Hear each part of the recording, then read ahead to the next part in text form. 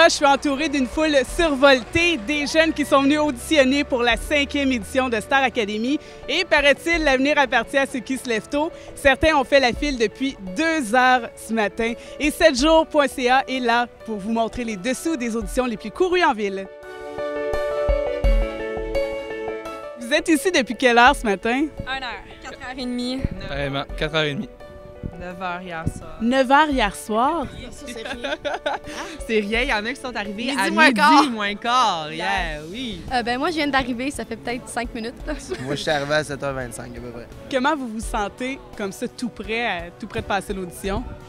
Ben, c'est assez fou quand même. Moi, ça fait super longtemps que j'écoute ça. Depuis le début, je me dis, j'aimerais tellement ça me rendre là. La tension est palpable. Ça va faire un bon 24 heures en ligne qu'on n'a pas dormi parce qu'on n'a pas eu. On a chanté, on a fait de l'aérobie, on a dansé. On a parlé avec des itinérants. On a parlé avec des itinérants. On a eu vraiment du plaisir. Votre académicien modèle dans toutes les autres éditions qu'il y a eu? Marie-Mé, et de loin. Elle a réussi à garder tout ce temps-là sa popularité, puis moi, pour ça, je l'admire parce que sans Star Academy, elle a réussi à faire son chemin.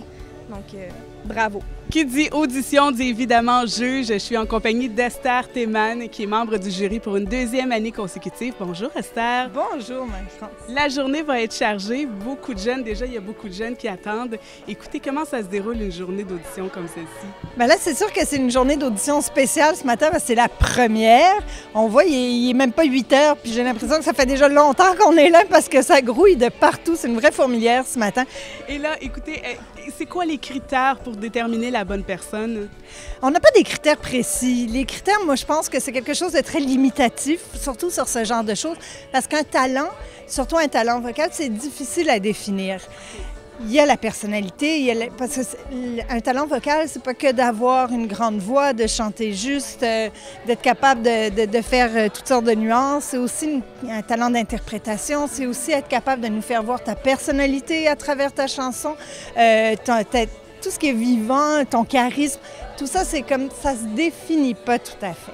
Même si c'est pas avec une grande voix extraordinaire, mais qu'il y a un beau grain de voix, qu'il arrive à toucher avec sa voix, parce que ça aussi, c'est vraiment important. Quand tu écoutes quelqu'un, tu as envie d'être touché, tu as envie que ça vienne te chercher, que ce soit pour rire, pour juste te sentir heureux ou pour te faire pleurer d'une façon ou d'une autre. Il faut que ça vienne atteindre ton cœur. La pire chose à faire, il faut jamais essayer d'être quelqu'un qu'on n'est pas, ça se voit, c'est pas naturel, ça vient pas nous toucher, justement.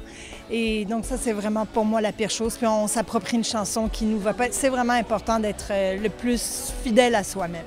Je suis maintenant en compagnie de Stéphane Laporte, qui lui aussi s'apprête à faire passer des auditions aux futurs académiciens. Bonjour Stéphane. Bonjour, ça va bien? Oui, ça va très bien. Merci vous-même. Oui, ça va très bien. Oui, donc on a parlé un peu tantôt. Vous êtes comme un des oncles québécois de la version Star Academy. Et comment on se prépare comme ça pour une 5e édition? Comment on envisage ça? Bien, je pense que le secret, c'est d'être réceptif parce que Esther Théman et moi, on va entendre plusieurs personnes défiler devant nous qui vont venir chanter. Puis c'est d'avoir les oreilles et le cœur bien ouverts là, pour saisir ceux qui vont être le plus touchants, qui vont avoir le plus de talent. Vous aussi, ça vous met une certaine pression, évidemment, pour la 5e édition. Oui, c'est ça. Bien, on est toujours bien fébrile de notre côté, parce que dans le fond, c'est comme un blind date. Là, aujourd'hui, Esther et moi, on a un blind date avec une centaine de personnes. Et si vous n'aviez qu'un seul conseil à donner aux futurs candidats, ce serait quoi? C'est le conseil, dans le fond, qui va avec tous les chanteurs ou les chanteuses, de venir avec la chanson qui leur permet de le plus montrer leur talent, leur morceau de bravoure. C'est la même chose pour les chanteurs professionnels. Ils ont une chanson. Mettons, si on avait à découvrir le jeune rock voisine, il faudrait qu'il vienne avec son Hélène. Il faudrait qu'il vienne avec la toune qui marque.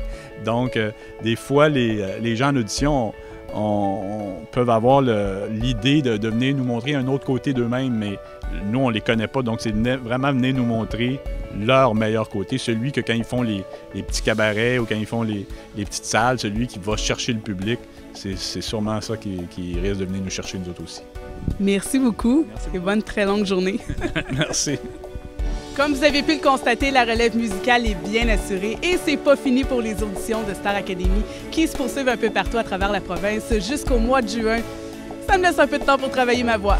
Bonne chance!